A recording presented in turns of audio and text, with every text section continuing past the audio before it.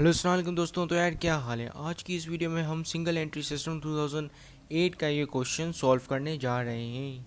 ठीक है, तो सबसे पहले क्वेश्चन पढ़ते हैं। On 1 May 2007 mister Hamad started his business with cash investment rupees 5 lakh. He maintain his accounting record under single entry system. His position on 30 April 2008 was as under. अब उसने जो कि इनिशियल इन्वेस्टमेंट की है वो कुछ 5 लाख की है, यानी कि कैपिटल एट द स्टार्ट कितना हुआ, 5 लाख।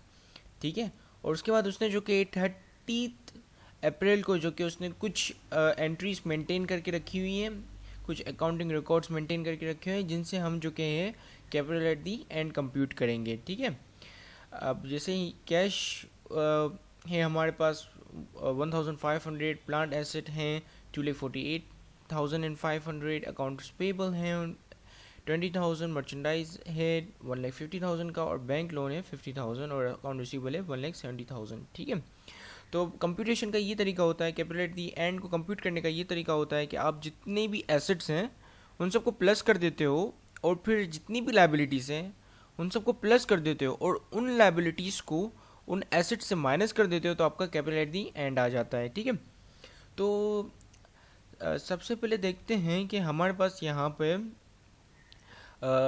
कौन कौन से एसेट्स हैं और कौन कौन सी लाइबिलिटीज़ हैं। ठीक है, तो कैश एसेट आ गया, प्लांट एसेट्स जो कि ऑलरेडी यहाँ पे एसेट लिखा हो तो जाहिर सी बात ये एसेट ही है, और अकाउंट पेबल ये हमारे पास लाइबिलिटी है। ठीक है, मर्चेंडाइज एसेट है, हमारे पास ये 3 एसेट आ गए, एक लाइबिलिटी आ गई। Bank loan is also is an another liability, तो ये जो कि है 2 लाइबिलिटी हो गए, और अकाउंट रिसीवेबल जो कि है हमारा एसेट है। ठीक है, तो 4 एसेट 2 लाइबिलिटीज़ आ गई। ठीक है, तो जैसा कि आप देख रहे हैं कि हमने हमारी तमाम लाइबिलिटीज़ को, आई मीन तमाम एसेट्स को, जो कि हमारे तमाम एसेट को प्लस कर दिया, तो हमारे टोटल एसेट्स आ गए 5,70,000 के। ठीक है, और फिर हमने हमारी जो 2 लाइबिलिटीज़ थी, एक अकाउंट पेबल था और दूसरा बैंक लोन था, उन दोनों को एडअप किया तो हमारे पास टोटल लाइबिलिटीज़ आ गई जो कि 70,000 है। फिर ये जो टोटल लाइबिलिटीज़ हैं इसको हमने माइनस कर दिया हमारे टोटल एसेट्स में से। ठीक है, तो हमारे पास कैपिटल एट दी एंड आ गया 5 लाख। अब यहाँ पर ये कॉन्सिडेंस हो गया है कि हमारा जो कैपिटल एट द स्टार्ट है वो भी 5 लाख है, और कैपिटल एट दी एंड जो है वो भी 5 लाख है। ठीक है, अब हम आ जाते हैं हमारी एडजस्टिंग एंट्रीज पे। एडिशनल इन्फॉर्मेशन की जो कि ये एंट्रीज, ये जो एडिशनल इन्फॉर्मेशन दी हुई होती है इनसे जो कि पहले हम एडजस्टिंग एंट्रीज बनाते हैं, और उसके बाद जो कि है हम इनकी इनकम स्टेटमेंट और बैलेंस शीट बनाते हैं। ठीक है, और इनकम स्टेटमेंट मेरा मतलब वो जो स्टेटमेंट ऑफ प्रॉफिट और लॉस होती है जो सिंगल एंट्री में बनती है। ठीक है, तो चलें, अगर आपको नहीं पता कि एडजस्टिंग एंट्री किस तरह बनती है तो पहले मैं जो है वो आपको थोड़ा ब्रीफली डिस्क्राइब कर देता हूँ कि एडजस्टिंग एंट्री होती क्या है और वो किस तरह बनती है। ठीक है, तो एडजस्टिंग एंट्रीज बेसिकली ऐसी एंट्रीज होती हैं जो साल के एंड में अकर होती हैं, और वो जो कि महीने में बैक टू बैक रिकॉर्ड नहीं हो रही होती हैं, और वो इन कैश नहीं होती हैं। ठीक है, वो अकर्ड ही साल के एंड में होती हैं, जब आपको पता चलता है कि कुछ ऐसी एंट्रीज हैं जो कि अभी रिकॉर्ड करनी है, लेकिन उनकी जो कि कैश पेमेंट है वो नेक्स्ट मंथ है, लेकिन वो रिकॉर्ड अभी होंगी क्योंकि वो अफेयर अभी हुई हैं। ठीक है, क्योंकि वो नज़र में अभी आई हैं या अकर्ड अभी हुई हैं। ठीक है, तो इनकी 4 टाइप होती हैं, एडजस्टिंग एंट्रीज की 4 टाइप होती हैं। एक होती है कन्वर्टिंग एसेट इनटू एक्सपेंस। अब इसमें क्या होता है कि जब भी आप फॉर एग्जांपल अपने ऑफिस में ऑफिस सप्लाईज लेकर आए और आपने वो रिकॉर्ड की भाई इतनी की ऑफिस सप्लाईज हुई, इतनी की ऑफिस सप्लाईज आई। अब वो महीने के एंड में ऑफिस सप्लाईज जो कि सेम तो नहीं रहेंगी ना, साल के एंड में आपने कुछ ऑफिस सप्लाईज यूज़ कर ली, तो वो जो यूज़ हो गई ना वो आपका एज आ एक्सपेंस निकल गया। ठीक है, फॉर एग्जांपल आपने ऑफिस सप्लाईज लेकर आए कुछ 500 रुपये की। ठीक है, अब 500 में से एंड में जो कि 200 बच गई, तो कितने का एक्सपेंस हुआ आपका, वो आपका हो गया ₹300 का एक्सपेंस हो गया, ठीक है। तो ₹300 की जो ऑफिस सप्लाईज जो एसेट था वो एज अ एक्सपेंस में कन्वर्ट हो गया, ठीक है। अब दूसरा है कन्वर्टिंग लायबिलिटीज इनटू रेवेन्यू। अब क्या होता है कि हम कमीशन, बाज़ों का ऐसा होता है कि हमें कमीशन मिल गया होता है लेकिन हमने सर्विसेज नहीं दी होती हैं, ठीक है। या हमें जो सर्विस से आने वाले पैसे हैं वो मिल गए होते हैं लेकिन हाँ हमने सर्विसेज दी नहीं होती हैं, तो वो जो वो है वो हमारा अनअर्नड एज ए रिकॉर्ड होता है, ठीक है। जैसे कमीशन अनअर्नड, तो ऐसा कमीशन जो कि हमने अभी तक कमाया नहीं है लेकिन हमें पैसे मिल गए हैं, तो हम उसको एज अ लायबिलिटी रिकॉर्ड करते हैं, क्योंकि क्योंकि अभी हमें सर्विस देनी है, हमने अभी सर्विस दी नहीं है, ठीक है। तो ये हमारा, हम लायबल हैं कि हम सर्विस देंगे।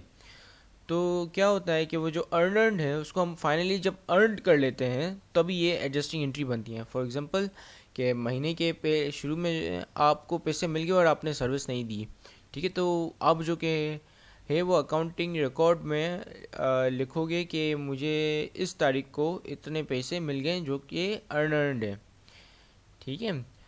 तो आपने अर्नड की एंट्री डाल दी लेकिन महीने के एंड में वो पैसे वो सर्विस आप दे देते हो और वो अब आप जो है अर्नड हो जाती है।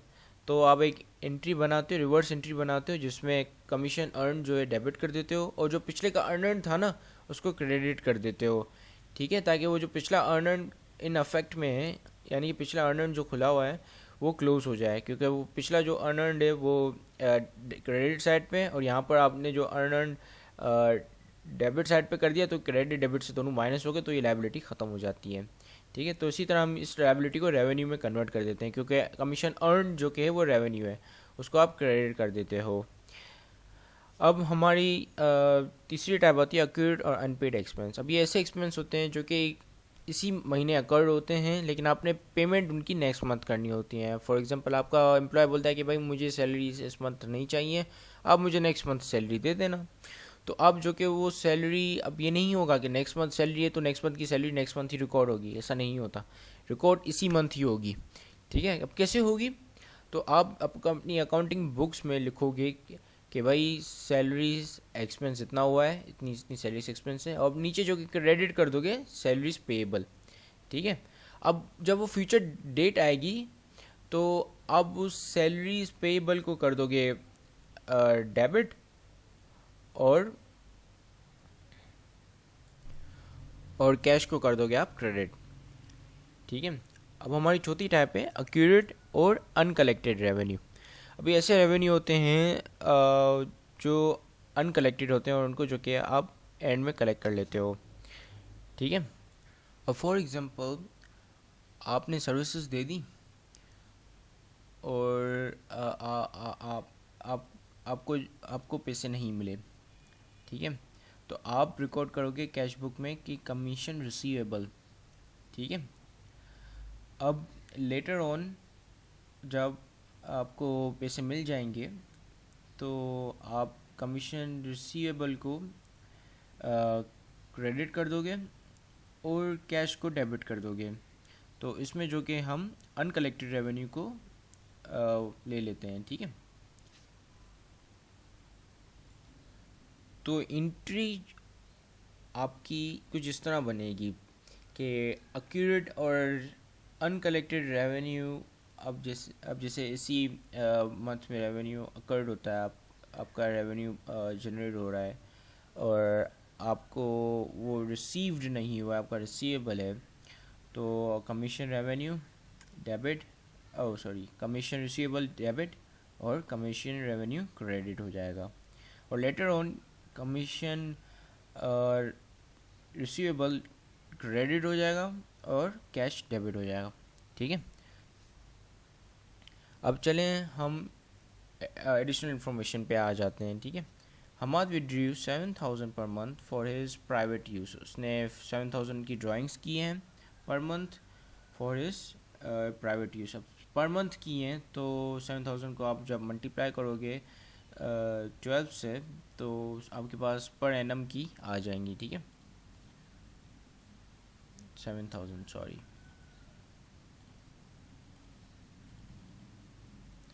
मल्टीप्लाई बाय 12, तो 84,000, उन्होंने 84,000 की ड्राइंग्स की हैं। ठीक है, अब ये भाई एक एडजस्टिंग एंट्री नहीं है। ठीक है, ड्राइंग्स एडजस्टिंग एंट्री नहीं है, ना ही एडिशनल इन्वेस्टमेंट है, क्योंकि ये दोनों चीज़ें एडअप हो जाती हैं कैपिटल एट द स्टार्ट में, जब हम इनकम एंड एक्सपेंस समरी बना रहे होते हैं। ठीक है, a plant asset are depreciated at 8% per annum. अब प्लांट एसेट जो के हैं वो डेप्रिशिएट हुए हैं 8% पर एनम। ठीक है, प्लांट एसेट 2,48,500 के हैं और 8% डेप्रिशिएट हुए हैं, तो प्लांट एसेट का आप 8% निकाल लें तो देखें कितना होता है। तो हमने कैलकुलेटर निकाल लिया है। प्लांट एसेट हैं 2,48,500 के, इसका हम निकालेंगे 8%, तो ये बन गया 19,088, सॉरी 19,880। अब चूंकि ये एक एडजस्टिंग एंट्री है तो हम इसे एडजस्टिंग एंट्री में रिकॉर्ड करेंगे। ठीक है, यानी कि इसकी एक एडजस्टिंग एंट्री पास करेंगे। ठीक है, जैसा यहाँ पे की हुई है, डेप्रिशिएट एक्सपेंस हो गया 19,880 से, और अलाउंस ऑफ डेप्रिशिएशन निकला प्लांट एसेट का 19,880 से। ठीक है, इसका आप यहाँ पे चाहें तो नरेशन भी डाल दें to adjust the depreciation expense. ठीक है, अब हम हमारी दूसरी एडजस्टिंग एंट्री पढ़ते हैं। दूसरी एडजस्टिंग एंट्री है कि प्रीपेड रेंट जो कि वो ऑलरेडी पेड हुआ है 60,000, और अनपेड सैलरीज हैं हमारी 5,000। ठीक है, अब यहाँ पर अगर आप देखो कि प्रीपेड रेंट यानी कि रेंट हमने ऑलरेडी पे कर लिया है, यानी कि अब रेंट का एक्सपेंस नहीं होगा, कम हो गया रेंट का एक्सपेंस, यानी कि अब जो रेंट का एक्सपेंस होगा वो प्रीपेड रेंट में से जाएगा। तो हम रेंट को जो कि कम कर देंगे, कम कैसे करेंगे, उसको क्रेडिट कर देंगे रेंट एक्सपेंस को, और डेबिट कर देंगे प्रीपेड रेंट को। ठीक है, अब इसी के साथ ही यहाँ पर एक दूसरी एंट्री भी बनेगी, दूसरी एडजस्टिंग एंट्री भी बनेगी, जिसमें अनपेड सैलरीज हैं, यानी कि सैलरीज पेबल हैं। सैलरीज एक्सपेंस बढ़ गया हमारा कितने से, 5,000 से, यानी कि जैसा जैसा कि मैंने आपको ये बताया कि अक्यूरेट और अनपेड एक्सपेंसेस ये वाली टाइप आ रही है यहाँ पर। ठीक है, तो हमारी रेंट अनपेड सैलरीज 5,000 से हमारी सैलरीज इस महीने अकर्ड हुई हैं और पेबल नेक्स्ट मंथ हैं। ठीक है, तो यानी कि अब हम सैलरीज एक्सपेंस डेबिट कर देंगे और सैलरीज पेबल क्रेडिट कर देंगे 5,000 से। ठीक है, तो इनकी जो कि कुछ इस तरह एंट्री बनेगी। सेकंड और थर्ड वाली एंट्री देखो, इसमें प्रीपेड रेंट 6,000 है जो कि कवर कर रहा है हमारा रेंट एक्सपेंस 6,000 का। तो प्रीपेड रेंट की वजह से हमारा रेंट एक्सपेंस कम हो रहा है 6,000 से, क्योंकि ऑलरेडी हमने पे कर चुके हैं, तो ये एक्सपेंस अकर नहीं होगा, यानी कि कम हो गया। अब ये रेंट एक्सपेंस जो है वो प्रीपेड रेंट में से जाएगा अब। और यहाँ पर सैलरीज एक्सपेंस 5,000 के आ गई, और ये हमने चूँकि अभी पे नहीं की है तो ये पेबल हैं 5,000 से। और ये हमारी तीसरी टाइप आ गई एडजस्टिंग एंट्री की, एक्यूरेट और अनपेड एक्सपेंस वाली। ठीक है, अब हमारे पास है 5% of account receivable is estimated as bad debts. अब अगर आपको नहीं पता बैड डेट्स क्या होते हैं, तो ये डाउटफुल डेट्स होते हैं जिनके आने की कोई गारंटी नहीं होती है, जिनके रिसीव्ड होने की कोई गारंटी नहीं होती, तो ये रिसीवेबल में से ऑलरेडी माइनस हो जाते हैं। ठीक है, तो 5% on account receivable is account receivable हमारा 1,70,000 है। तो 1,70,000 का अगर हम 5% निकालें तो कितना होगा, चलें देखते हैं, पहले इसे क्लियर करें। 1,70,000 का 5%, तो भाई ये बनता है 850 रुपीज़। तो यानी कि 800 एक्चुअली मैंने 1,70,000 नहीं 17,000 यहाँ पर लिख लिया है।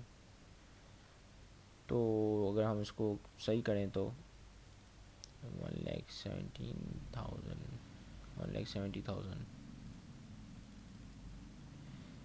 कि multiply by 5% and that is 85,000। ठीक है, 85,000 depreciation I mean bad debts हम एस्टिमेट कर रहे हैं। अब इसके साथ हम आखिरी एंट्री भी देख लेते हैं ताकि इसे भी समझ लें।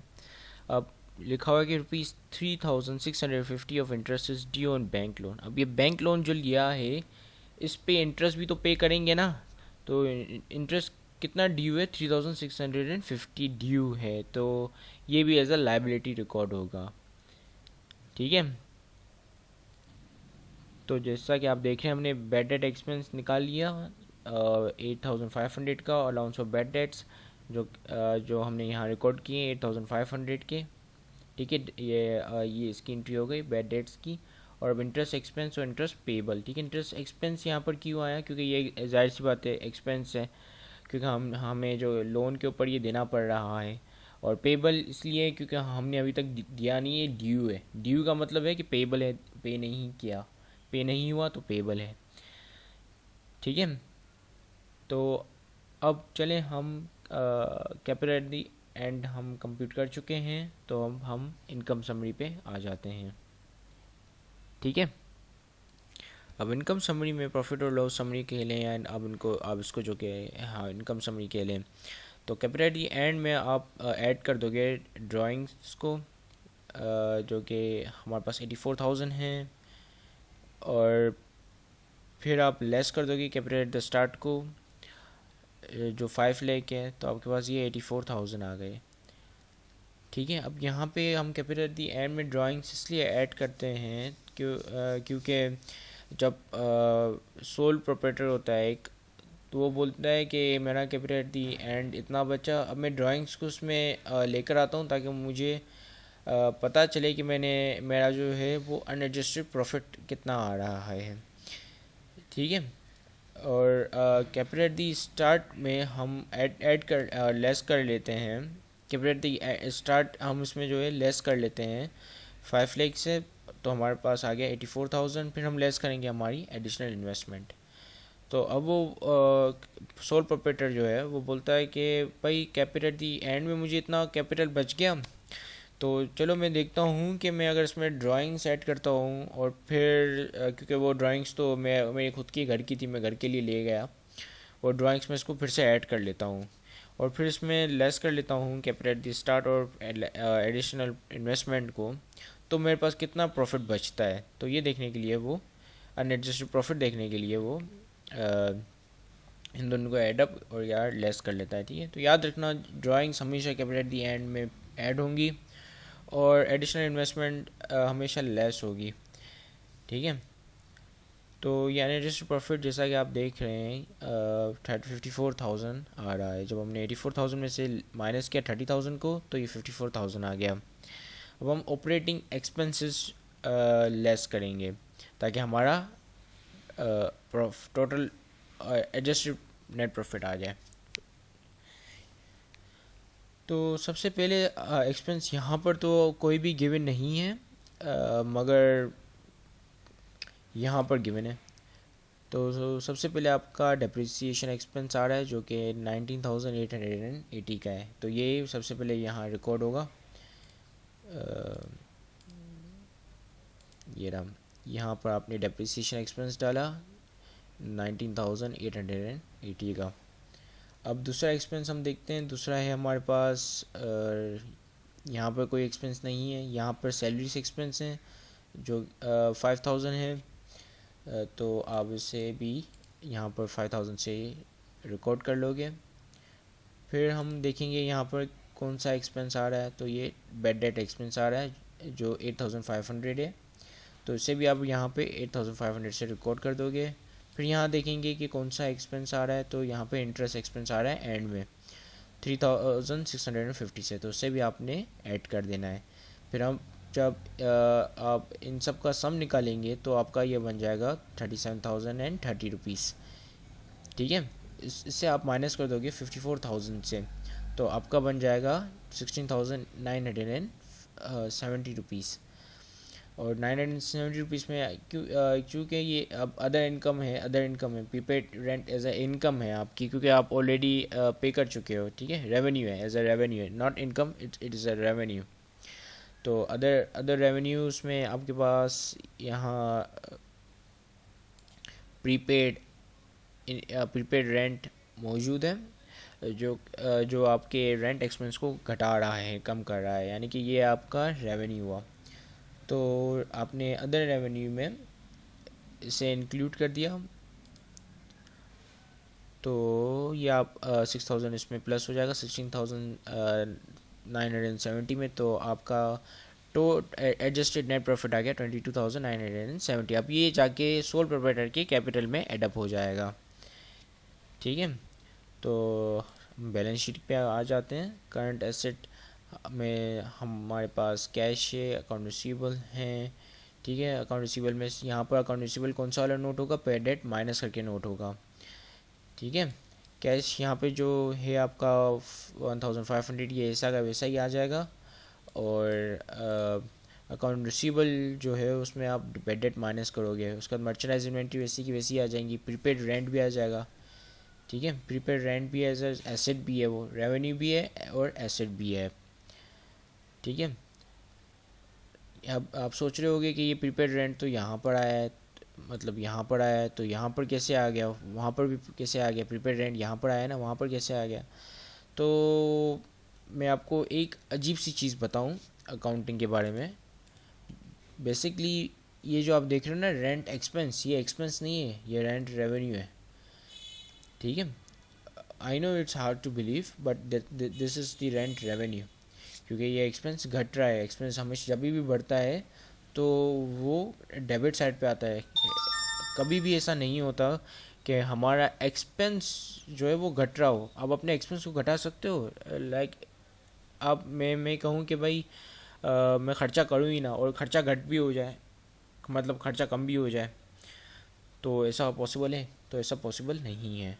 Revenue can never be credited, can never be decreased, खर्चा हमेशा बढ़ता ही है।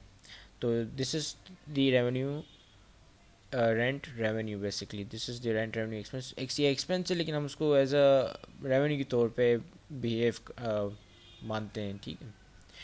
तो ये जो रेंट एक्सपेंस है, ये वाले रेंट एक्सपेंस, क्योंकि ये तमाम एक्सपेंस को घटा रहा था, कम कर रहा था, तो इसकी वजह से हमने इसको यहाँ पे लिख लिया, ठीक है। ये रेंट प्रीपेड रेंट के नाम से यहाँ पर आ गया। और अब ये वाला जो प्रीपेड रेंट है ये आ गया हमारा बैलेंस शीट में करंट एसेट पर, ठीक है। तो जैसा कि आप यहाँ देख रहे हैं ये आ गया यहाँ पर 6,000 से, जब आपने इन सबको टोटल किया तो आपका ये बन गया 3,19,000, ठीक है। फिक्स्ड एसेट में आपके पास प्लांट एसेट थे जो कि डेप्रिशिएटेड हो गए 90,880 से, तो आपकी टोटल फिक्स्ड एसेट आ गए 2,28,620 रुपीज़। तो इन दोनों को आपने करंट एसेट और टोटल फिक्स्ड एसेट को आपने एडअप किया, तो आपके पास टोटल एसेट आ गए 5,47,620 रुपीज़ के, ठीक है। लाइबिलिटीज़ आपके पास यहाँ पर अकाउंट पेबल थी और बैंक लोन था। बैंक लोन जो कि आपका लॉन्ग टर्म लाइबिलिटी है, करंट लाइबिलिटी नहीं है, लॉन्ग टर्म लाइबिलिटी है, लेकिन आप लाइबिलिटी के पोर्शन में भी अगर लिख लोगे तो कोई मसला नहीं है, ठीक है। तो बैंक लोन आपका 50,000 आ गया। और सैलरीज पेबल हैं, सैलरीज पेबल कहाँ से आई, सैलरीज पेबल भैया यहाँ से आई, ठीक है। सैलरीज पेबल है 5,000, ठीक है। तो आपने ये एडजस्टिंग एंट्री का भी डेटा डालना होता है, बैक टू बैक डालना होता है अपने स्टेटमेंट ऑफ अफेयर्स में या बैलेंस शीट में, ठीक है। इंटरेस्ट पेबल जो यहाँ पे हमारा मौजूद है, इंटरेस्ट पेबल है, यहाँ पर दो पेबल है, एक सैलरीज पेबल है लाइबिलिटी और एक इंटरेस्ट पेबल है 3,650 रुपीज़ का। तो अपने इंटरेस्ट पेबल डाला है, ये हमारे यहाँ की टोटल लाइबिलिटीज़ 78,650 रुपीज़। अब याद रहे यहाँ पर जो कैपिटल आता है ये कैपिटल एट द स्टार्ट का आता है, बैलेंस शीट में कैपिटल एट द स्टार्ट आता है, ठीक है। और इनकम प्रॉफिट और लॉस स्टेटमेंट में हम कैपिटल एट दी एंड से शुरू करते हैं। तो कैपिटल एट द स्टार्ट का 5 लाख आ गया और ऐड कर दिया हमने एडिशनल इन्वेस्टमेंट को, ऐड कर दिया नेट प्रॉफिट को, तो हमारा टोटल ये आ गया। हम इसमें एडिशनल इन्वेस्टमेंट और नेट प्रॉफिट इसलिए ऐड करते हैं क्योंकि ये दोनों इन्वेस्टमेंट ही है। आप जो कि घर से एडिशनल इन्वेस्टमेंट लेकर आए तो आप अपने कैपिटल में आपने एडअप कर लिया, और आप जो कि आपका जो प्रॉफिट बच गया एंड का वो भी आपके कैपिटल में एडअप हो जाता है, ताकि आपके जो कि बिज़नेस ग्रो करे। Lot of sole proprietor do this. सही, काफ़ी सोल प्रोप्राइटर्स जो है ये करते हैं। और लेस कर दिया आपने ड्राइंग्स को, क्योंकि आप ये विड्रॉ करके लेकर गए तो ये ऑलवेज लेस होती हैं। और आपका टोटल ओनर सिक्योरिटी आ गई 4,68,970, और total liabilities and owner security यानी कि टोटल लाइबिलिटीज़ एंड कैपिटल आपका आ गया 5,47,620 रुपीज़। तो इसी के साथ ही मैं चलता हूँ, ये वीडियो ख़त्म होती है। उम्मीद करता हूँ आपको अच्छी तरीके से समझ में आ गया होगा ये क्वेश्चन। ठीक है, सो अल्लाह हाफिज़, take care, have a great day.